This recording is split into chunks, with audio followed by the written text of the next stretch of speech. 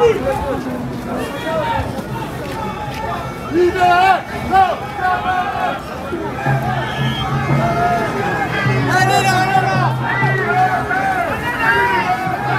va bien? Vous voulez dire un truc sur la situation, un point de vue? Ou dans quelques minutes, quand vous aurez main dans les yeux? Ça va. Mais qu'est-ce qu'ils protègent l'église? Ils ont attrapé quelqu'un, et là ils ont eu peur d'une charge sur le côté ici même, et ils ont voulu gazer pour... D'accord, bah voilà, bah ils ont gazé là. Je vous filme encore un petit peu, c'est possible? Non, mais très volontaire encore. Ici un peu là? Le vent est... Là ça va d'aller, on l'aurait déjà sinon, non? Bon. Qu'est-ce que vous pensez de ce qui se passe actuellement aujourd'hui là? Qu'est-ce qui se passe actuellement? Non, aujourd'hui ce n'est rien. Aujourd'hui il est important d'être là, car c'est le 3e anniversaire de ce grand mouvement populaire qui est... Non, mais il m'apparaissait essentiel plutôt que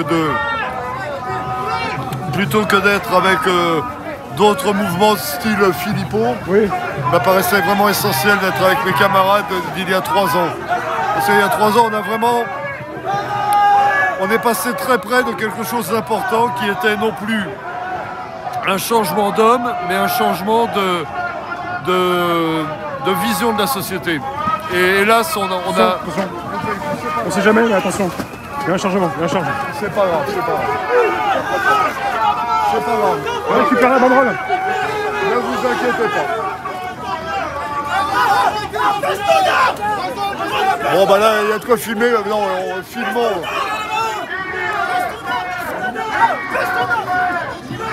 Attention, tir de gaz. C'est parti là. Lâchez-la, c'est parti.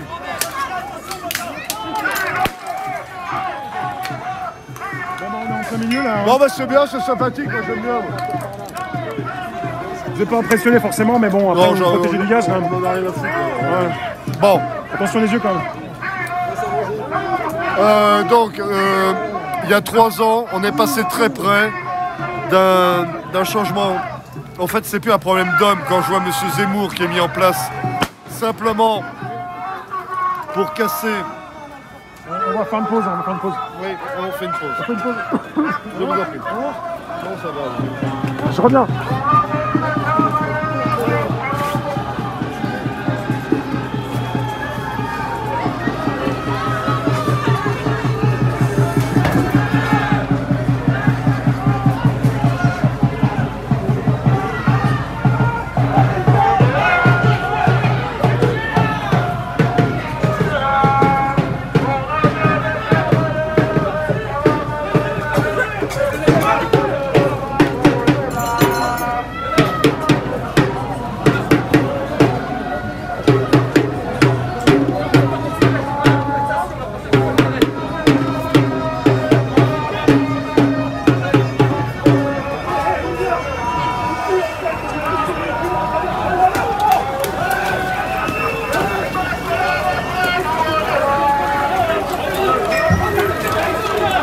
Je vous le dis, je ne peux plus rien là.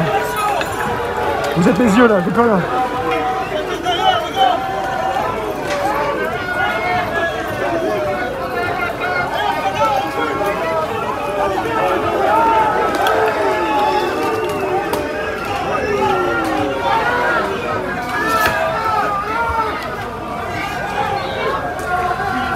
C'est bon, ça se calme pour moi. Ça va mieux, ça va mieux. J'ai tout pris, je me suis arrêté, j'ai arrêté de respirer, de regarder parce que c'est bon. C'est extraordinaire. Bon, là, du coup, on est du bon côté de la... Ils sont passés vite là, dans nous. Reprenons, nous en étions au fait que voici 3 ans on a failli. On en était simplement au fait que ce n'est plus un problème d'homme maintenant, parce que quel que soit l'homme, ils ont des visions bien ciblées, y compris M. Philippot, que je suis, qui est le seul à quand même s'opposer, au seul homme politique, à s'opposer au pass sanitaire, mais qui a des visions, somme toute, qui pour moi sont des visions politiques. Il n'y a pas de... Rien n'est gratuit dans... Mais aujourd'hui, être là, c'est important. Je me rappelle, il y a 3 ans, quand on était... Ça va bien? Oui, très bien. Quand on était tel les glands, en bas des champs, que tous les champs nous appartenaient, on était à 1,2 km de l'Élysée, et on est restés comme des cons à regarder des kiosques brûlés. Vous regrettez de cette époque, vous pensiez Comment vous regrettez, vous pensiez qu'il fallait faire quelque chose en plus Je pense que, oui, comme je le disais en préambule, c'est pas un changement d'homme qui fera quelque chose. C'est un changement total de vision de la société. Redonner au peuple avec un grand P sa capacité de réagir, d'agir. Et avant que l'on aille trop loin, je répète, quelque chose qui m'a profondément choqué car je me lève de bonne heure le matin comme beaucoup d'anciens militaires. Oui. Ce matin à 6h30, je lis dans le Figaro, qui est la voix de son maître. Le Figaro annonce 7 blessés à Rotterdam lors de manifs. Attends, c'est bon là. C'est pas grave, c'est pas grave. Courez pas trop, vous allez vous tomber. Non, non, mais. Non, je dis ça, monsieur. Ils ont pas. Ils vont s'y faire. Ouais. Bon. Faut voir après d'où le vent, d'où alors après c'est le vent. Hein. On peut partir un peu par là. Ouais, c'est mieux. Parce que le vent nous est. Le vent nous est pas favorable. Hein.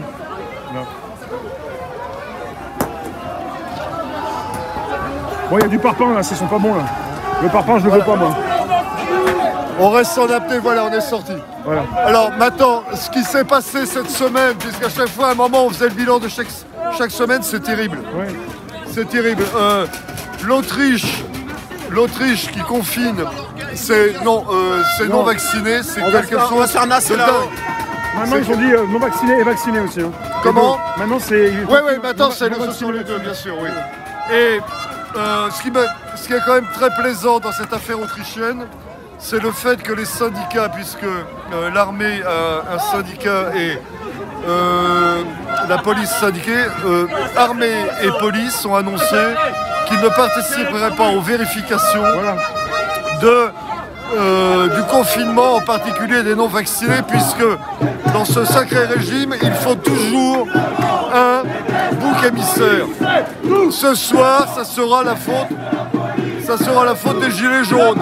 Hier, c'était la faute des non-vaccinés. Et dans ce système globaliste, il faut toujours se désigner une cible. Le mauvais élève, celui au fond de la classe qui dort près du radiateur. Et en Autriche, c'est assez sympathique de se dire que les forces de l'ordre, celles qui sont chargées de la sécurité de l'État, ne participeront pas à ce sketch. Pour vous, c'est un bon signe? C'est un bon signe. Par contre, un mauvais signe, c'est ce qui s'est passé à Rotterdam hier. Oui. Rotterdam, entre la police on revient à ce qu'on évoquait tout à l'heure avant d'être chargé. Là. Oui. 6h du matin, 6h30 du matin, j'ouvre Internet, je vais sur le site du Figaro qui est la voix officielle du maître, et je lis qu'il y a quand même eu 6 ou 7 blessés à Rotterdam hier par des tirs. Alors là, on est en train de franchir un cran, c'est-à-dire que le LBD était déjà un cran qui avait été largement franchi par notre président bien-aimé. Là, on est dans du tir à balles réelles par des policiers mal formés, contrairement aux nôtres. Ouais. Là, il faut faire gaffe. Ouais, on peut bouger un peu devant, non, je sais pas. Non, mais par des policiers mal formés qui ont paniqué quand les manifestants ont complètement forcé leur... ont forcé leur premier rang de sécurité. Tirer à balles réelles, quand même en Europe, cette fameuse Europe qui se dit protectrice des libertés et protectrice du bien vivre, on est au-delà de l'admissible là. Et j'invite tout le monde à bien réfléchir à cela plutôt que de se dire nous on est tranquille, on est dans notre village, on est dans notre petit quartier, on ne craint rien. Pensons. Les qui lancent les projectiles. Ouais, c'est là. Pensons au fait qu'il y a des forces de l'ordre qui sont mal formées, qui sont capables d'utiliser des armes létales pour contrer une manif. Donc ça peut déraper à tout moment à ce moment-là, quoi.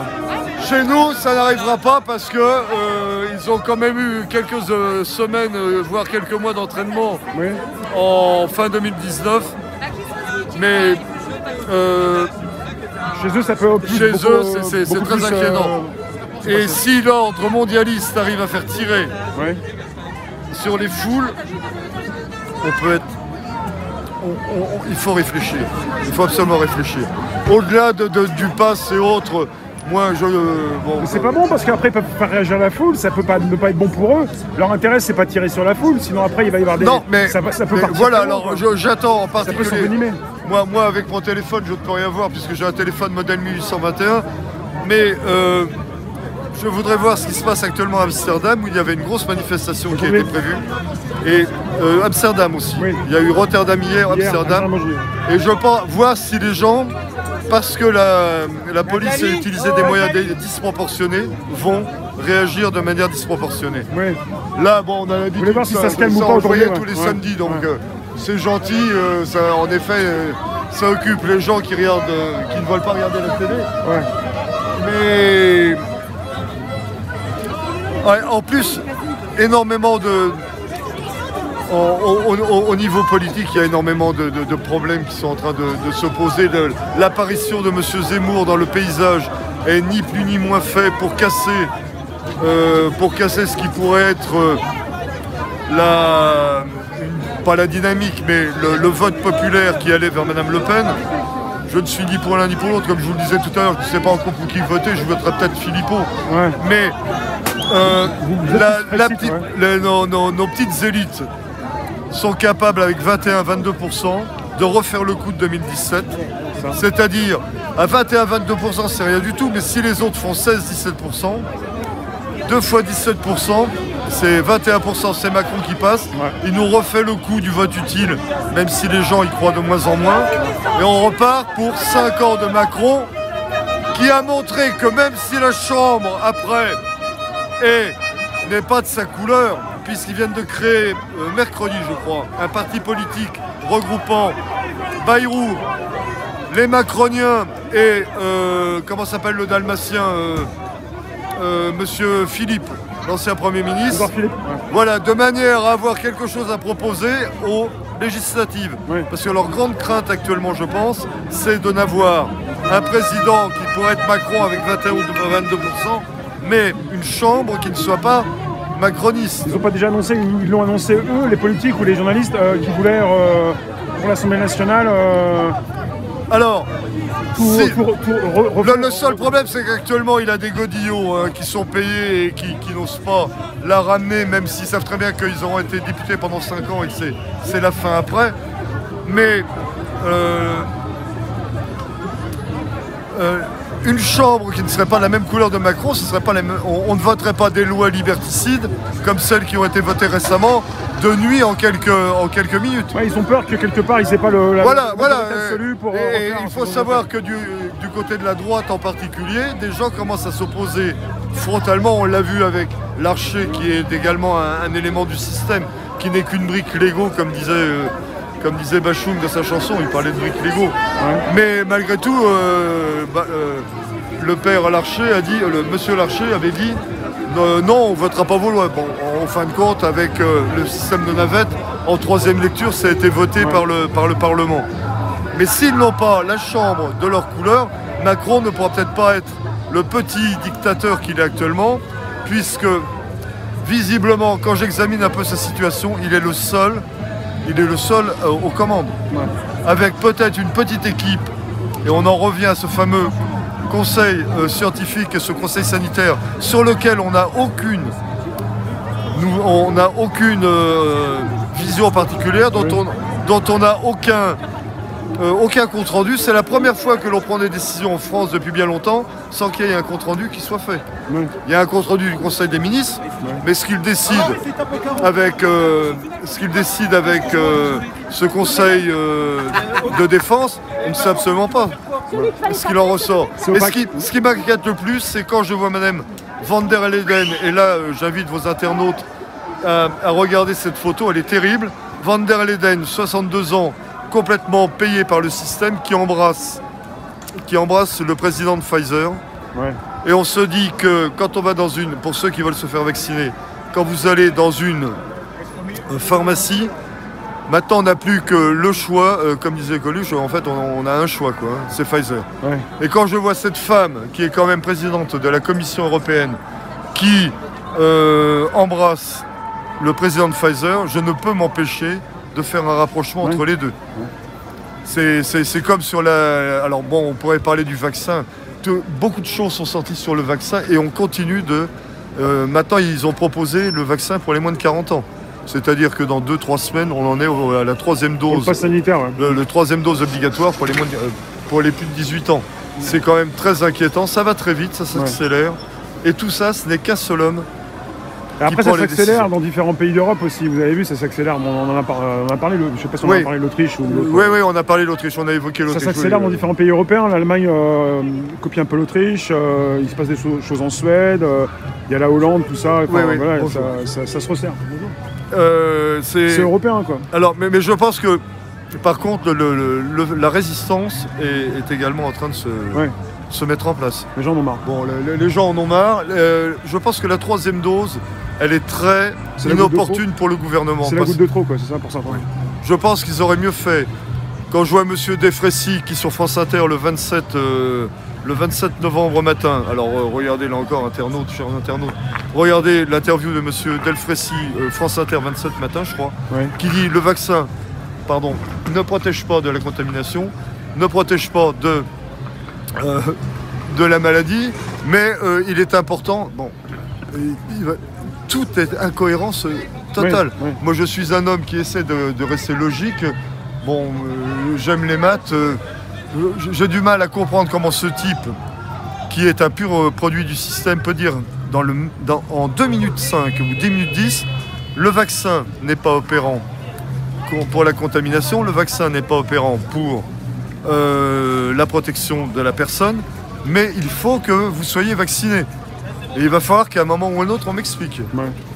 On va peut-être avancer là. En tout cas, je vous remercie, colonel. Non, bon, on va avancer. Ce qui se passe à la place d'Italie. Oui. Parce que là, c'est terminé, c'est le fond de la manif, quoi. Non, mais n'importe comment, on devait aller plus loin normalement. Hein, mais je sais pas, je pense que ça va peut-être bon, s'arrêter là. Ça s'arrête là, je pense. Là, j'ai un sentiment, j'ai un ressenti, je pense que ça va s'arrêter là. On va voir. J'avais pas vu. Il faut amener une chaise longue la prochaine fois. C'est ça. Pas une chaise longue dans les gaz. Bon. Parce qu'il y a des fois des gaz, il y a des vents, mais des fois les gaz qui restent très longtemps aussi. D'un autre côté, je tiens à dire à tous les gilets jaunes qui vous regardent, parce que je sais qu'ils sont nombreux, parce que moi je ne me regarde pas, j'ai pas d'ego. Oui. Comme je le disais, on m'attend là-haut et bon, ça ne me dérange pas plus que ça de voir les pavés voler, mais pour un 3e anniversaire, nous sommes peu nombreux. Où êtes-vous? Vous pensiez plus ce matin, vous pensiez qu'il y avait plus de personnes? Où êtes-vous, tous ceux qui à un moment vouliez redonner un minimum, parce que derrière le problème du prix de l'essence à 1,43 ou le prix du diesel d'ailleurs, il y avait un problème de ressenti d'un peuple qui se sentait totalement